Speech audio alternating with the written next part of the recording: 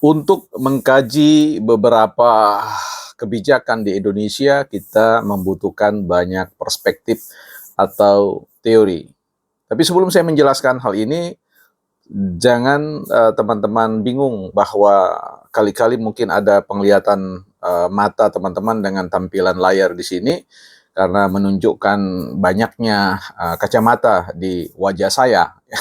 Karena tentu untuk memahami kebijakan sebuah negara dibutuhkan banyak kacamata atau perspektif.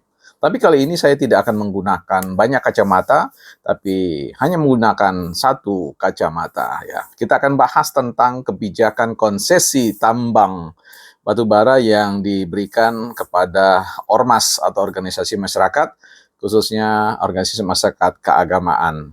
Apa pendapat bukan partai politik tentang ini? Kita akan diskusikan bukan partai politik.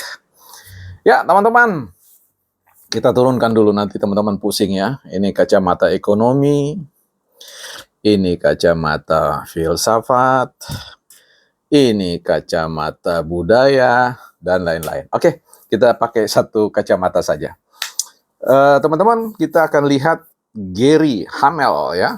Ini ada buku Gary Hamel, memelopori perubahan radikal dalam bisnis ya. Jadi memelopori perubahan radikal dalam bisnis ya, leading the revolution ya. Jadi teman-teman kalau ingin punya gagasan yang inovatif ya di dalam berbisnis, saya kira buku ini sebagai trigger atau pemicu yang baik untuk memahami itu.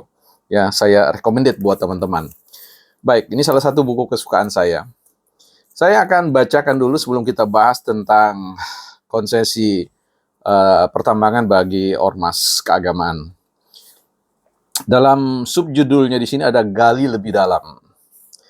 Kadang menciptakan pandangan yang dalam dan jauh itu hanya butuh penggalian lebih banyak data.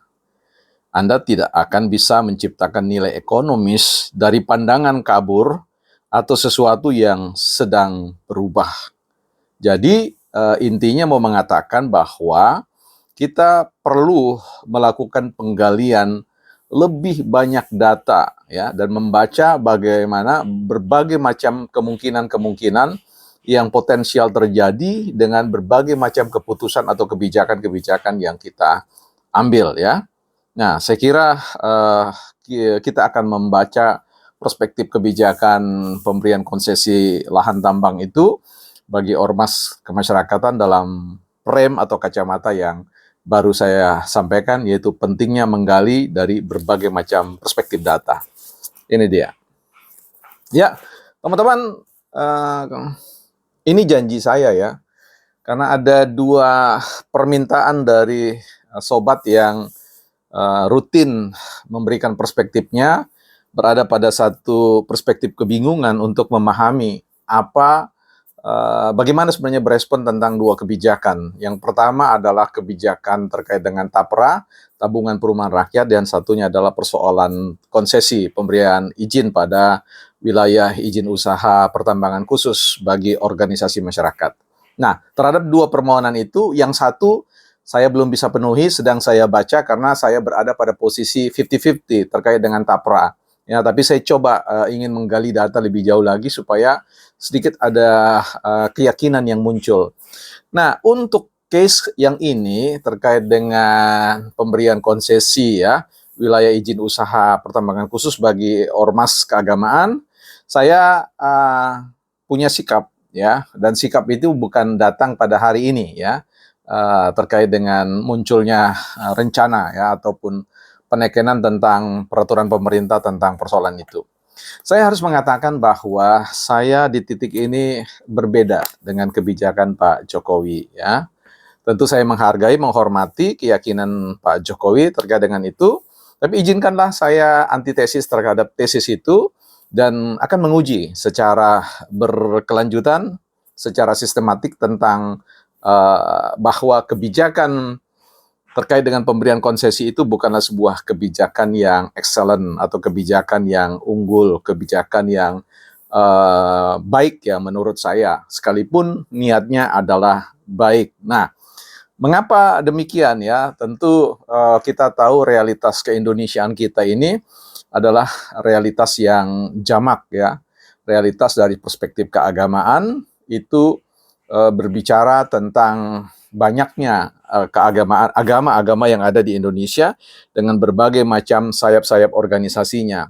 Nah, kita tahu Indonesia punya 6 agama yang diundang-undangkan sebagai agama yang resmi bagi kita, warga negara, untuk memilih sesuai dengan keyakinan masing-masing. Bicara tentang keberadaan keagamaan, organisasi keagamaan, tentu kita melihat ada banyak organisasi-organisasi keagamaan yang jumlahnya itu ribuan ya. Kalaupun konsensi itu diuji cobakan melalui salah satu organisasi keagamaan terbesar di Indonesia, sebut saja di situ NU, ya itu persoalan lain. Yang saya mau tinjau di sini adalah persoalan apakah kebijakan pemberian konsesi itu baik adanya, bisa dikatakan kebijakan yang unggul dalam konteks membawa Indonesia jauh lebih baik lagi ke depan. Ya, kita tahu ya bahwa core business dari keagamaan itu tentu banyak hal ya, tetapi memastikan bahwa penganutnya ya bisa sinergi dengan para penganut yang lain, sinergi dengan katakanlah komunitas keagamaan tertentu di dalam, dan tentu sinergi dengan tujuan keagamaan ya. Jadi core business, bicara tentang core business dari sebuah organisasi kemasyarakatan adalah bicara tentang spiritualitas ya. Nah, bagaimana dengan persoalan kebijakan pemberian konsesi ini ya? Seperti yang saya katakan bahwa kita sekarang ada pada era di mana gencar-gencarnya advokasi terkait dengan apa yang disebut dengan ekonomi hijau, ekonomi biru, ekonomi apapun yang ingin menjauhkan kita pada konteks pemberdayaan dari sisi ekonomi yang berbasis secara konvensional ya, yang energi yang tak terbarukan seperti apa yang digadang-gadang di dalam undang-undang pertambangan mineral dan batu bara, di mana konsesi itu merujuk pada konteks pemberian izin usaha pada pertambangan batu bara, yang tentu kita sudah tahu dokumen-dokumen kebijakan itu banyak melahirkan meta masalah, baik dalam konteks krisis lingkungan, kemudian perubahan iklim, dan banyak lagi persoalan-persoalan terkait dengan sengketa-sengketa lahan dan sebagainya. Nah, jadi saya melihat bahwa ada potensi yang menurut saya tidak sebanding maksud saya dengan return investment yang akan dikelola oleh organisasi keagamaan manapun itu yang diberikan izin. Dan ini akan potensial akan menimbulkan dinamika konflik-konflik perebutan lahan dan sebagainya. Bahkan bukan hanya organisasi keagamaan, masyarakat keagamaan yang akan menuntut, tetapi organisasi masyarakat dalam konteks yang lain juga akan memberikan suatu tuntutan-tuntutan yang terus akan menerus berjilid-jilid ya. Saya yakin ini perdebatan tentang konsesi pertambangan ormas ini akan membawa pada sebuah diskusi yang panjang ya, diskusi yang berjilid-jilid nantinya, bukan hanya ketika dia ditetapkan, bukan hanya ketika dia diimplementasikan, tetapi dalam konteks evaluasi-evaluasi yang baik dilakukan oleh pemerintah maupun yang dilakukan oleh organisasi-organisasi masyarakat yang lain, apalagi dalam konteks persoalan organisasi lingkungan ya, advokasi lingkungan. Nah, di titik ini teman-teman, saya ingin melihat bahwa ini juga akan berpotensi bagaimana hadirnya konflik internal di ormas itu untuk memperebutkan tentang posisi-posisi strategis ya, sehingga menurut saya akan menipiskan perhatian organisasi masyarakat dalam menghadirkan tujuan utama dari organisasi keagamaan itu, bagaimana bicara tentang spiritualitas core bisnis ya, bagaimana bisnis spiritualitas itu yang paling mendominasi. Karena sekali lagi kalau kita menimbang tentang persoalan ini bukan bicara tentang persoalan ekonomi finansial ya, tetapi ini berbicara tentang ekonomi spiritual.